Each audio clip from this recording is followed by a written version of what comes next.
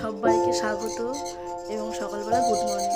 তো ঘুম থেকে উঠেই আগে ঠাকুর দর্শন করতে চলে আসলাম, আর ঠাকুর ঘরের গুরুদেবকেও প্রণাম করে এবার দেখলাম সকালবেলা অনেক পাখি, তো পাখিকে দিয়েই আজকে আমার দিনটা শুরু হোক। তো দেখলাম ছেলেও চুপচাপ বসে আছে, ঘুম থেকে উঠেছে তো তো তাই ও ঠাকুর দর্শন করতে সবসময় আসে। তো এবার সকালবেলা ঘুম থেকে উঠে দেখো বাসি উঠোন উঠোন আমরা তো গ্রামে তো মাটি থাকে, তো এখানে তার মাটির উঠোন নেই, তো আমাদের এই ছাদ মানেই আমাদের উঠোন। তো সকালবেলা উঠোনটা ঝাড় দিয়ে ছাদটা পরিষ্কার করে ঝাঁটা দিয়ে তো মন্দিরে আমি জল দিয়ে একটু ধুয়ে দিচ্ছি, পরিষ্কার করে দিচ্ছি। আর আমি কিন্তু সকালবেলা উঠেই বাসি কাপড় ছেড়ে নিই, এটা আমার অভ্যাস। আর আমি তাই করি, যেহেতু আমি সকালবেলায় আগে ঘুম থেকে উঠেই আগে ঠাকুর ঘর আমি পরিষ্কার করতে আসি। তো মন্দিরটা ভালো করে ধুয়ে আমি দেখো জল দিয়েও পরিষ্কার করে দিলাম। আর জল দিয়ে পরিষ্কার করে দিয়ে এবার আমি ঠাকুর ঘরে চলে গেলাম।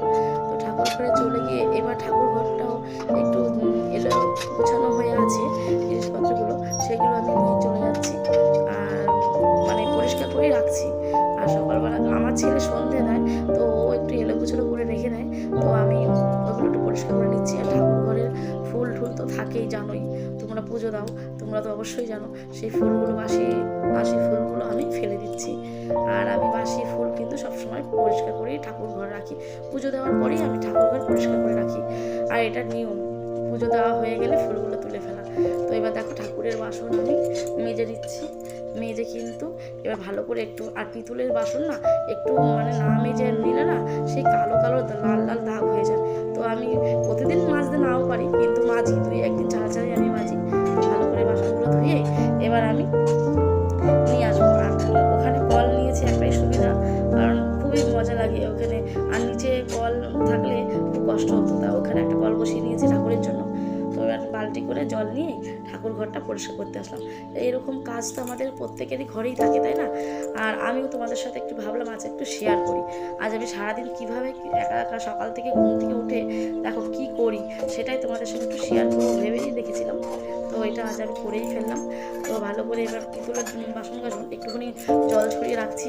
তো জল ছড়িয়ে রাখলে কি এমনি তো কালো হয়ে যায়, আর তাছাড়া এরকম করে জড়ো করে রাখলে আরও কালো হয়ে যায়। তো আমি একটু নামিয়ে মুছে জায়গাটা ওইগুলো আমি ভালো করে রেখে দিলাম। আর এদিকে ঠাকুর ঘরটা পরিষ্কার করে ফেললাম মুছে। আর বালতিতে যে জলটা আছে সেই জলটা দিয়েও কিন্তু আমি এই যে দোরগোড়াটা ঠাকুর ঘরের দরজার ওই দিকটা আমি পরিষ্কার করে নিয়েছি। আর এখন যা জলের অভাব, জল একদম অপচয় করা যাবে না, জল যেভাবেই হোক প্রয়োজনে ব্যবহার করতেই হবে, তাই না? মানুষই মানুষকে প্রয়োজনে ব্যবহার করছে, তা জল কেন করবো না আমরা? তা এদিকে দেখো চলে আসলাম ঠাকুর ঘরে পরিষ্কার করে। আর এদিকে আমি একটা রান্নাঘরে চলে এসেছি।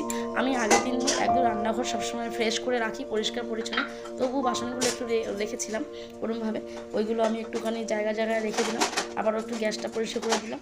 আর সত্যি কথা বলতে আমরা যতই আমরা কাজ করি না তবু সেই যেন গ্যাস ফ্যাস বাসিই থাকে, তবু আমি এবার একটু কাপড় দিয়ে একটা ন্যাকড়া দিয়ে ভালো করে আমি পরিষ্কার করে দিলাম। আর এদিকে দেখো টেবিলটাও আমি পরিষ্কার করে নিই, এমনি রোজই করি, তবু আবার একটু মনে হলো যেন করা উচিত, যেহেতু রাত্রিবেলা খাওয়া দাওয়া হয়েছে।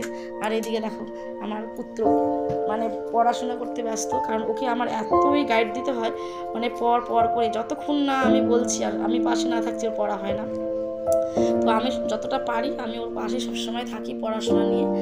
আর পড়ার ফাঁকে কিন্তু আমি তোমাদের সাথে এইরকমভাবে সময় দিই, আর নিজেকেও একটু ব্যস্ত রাখি, ভালো লাগে।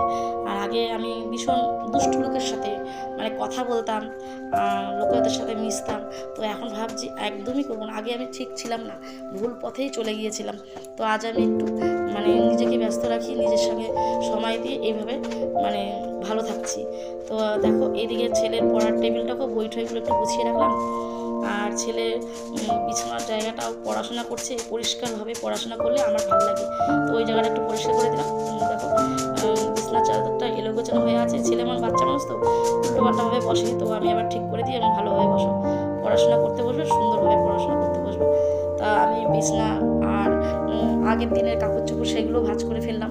আর এখন দেখো ভালো করে, এমনিতে আমি কিন্তু ঘর দুয়ার সবসময় পরিষ্কার রাখি, পরিষ্কার করে রাখি, তবুও একটু ঝাঁট দিলাম, কারণ বাসি ঘর দিতেই হবে, তো মুছে নিতে হবে।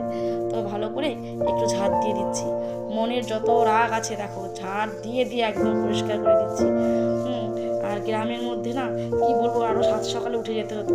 আমার মাকে দেখেছি একদম সাত সকালে উঠে একদম বাসি ঘর দুয়ার পরিষ্কার করে ফেলতো। তো দেখো আমি কিন্তু ঘরের সাথে সাথে সিঁড়িও কিন্তু আমার সবসময় পরিষ্কার থাকে। আমি কিন্তু সিঁড়ি ফিরি সমস্ত কিছু সবসময় পরিষ্কার রাখি এবং আমি ভালোবাসি আমার ঘর দুয়ার সবসময় পরিষ্কার থাকবে, আমার ভালো লাগে। তো আমি কিন্তু তাই করলাম। দেখো এদিকেও আমি পরিষ্কার করে একদম চলে এসেছি। আমি কি এই যে দেখো না গাড়িগুলো, এই গাড়িগুলো পর্যন্ত আমি মানে কাপড় দিয়ে ভালো করে মুছে দিই। মানে এমন একটা বাতিক আমার ভালো লাগে এইসব কাজ করতে। তো এইদিকে ভাবছিলাম কিছু জামা কাপড় আছে, অল্প জামা কাপড়, বেশি জামা কাপড় থাকলে তো মেশিনে দিয়ে দিতাম। তো বেশি জামা কাপড় ছিল না, ভাবলাম একটু হাতেই কেচে ফেলি। সবসময় তো মেশিনে কাচি, ভালো লাগছে না, আজকে হাতে কাচবো। তো কটা জামা কাপড় ছিল সেগুলো একটু জল দিয়ে সার্ফ দিয়ে আমি একটু ভিজিয়ে দিলাম। তো ভিজিয়ে এবার একটুখানি ভালো করে একটু মানে বেশি সার্ফ দিয়ে আর কি কচলে কচলে একটু পকেটগুলো দেখে নিলাম কিছু আছে নাকি। তো বরের পকেটে পয়সা থাকলে তো বেশ মজাই হয়, তাই না? প্রত্যেকেরই বেশ ভালো লাগে, তো আমার মতন। তো আমি এদিকে দেখো, আর উপরের ঘরটা কিন্তু আমি সব সময় চিকচাক রাখি, পরিষ্কার, মানে আমার কোনো জায়গায় নোংরা থাকে না।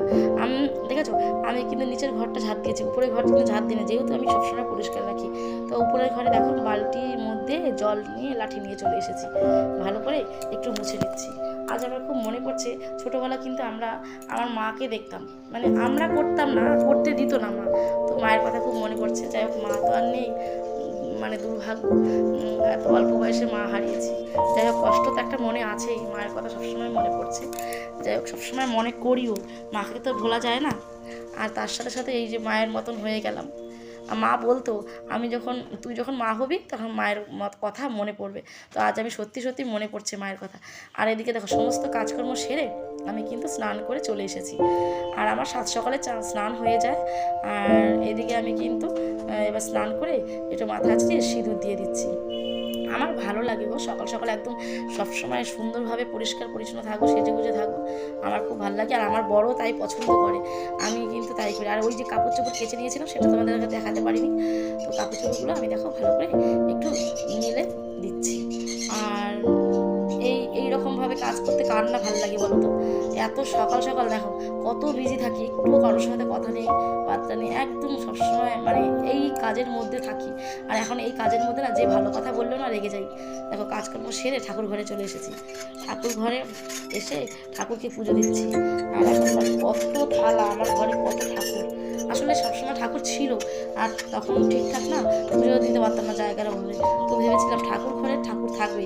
আর সবসময় মনে থাকতো, আমার মনে সবসময় ছিল যে আমার মাথার উপরে সবসময় ঠাকুর থাকবে, এটা আমার সবসময় চিরকালের আশা ছিল। যাই হোক ঠাকুর আমার সেই আশা পূর্ণ করেছে।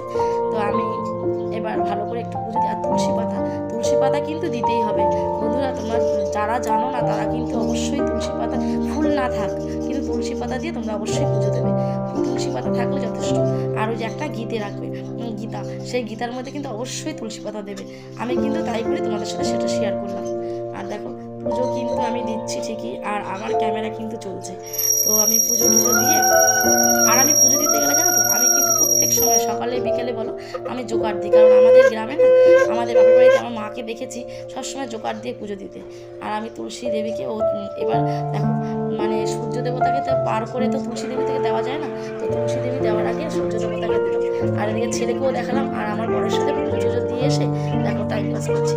আর বন্ধুরা যদি তোমাদের ভালো লাগে তাহলে অবশ্যই লাইক শেয়ার কমেন্ট করবে। আর দেখো এরকম ভিডিও তো আমি করতে পারি না, তো আজকে একটু ট্রাই করলাম।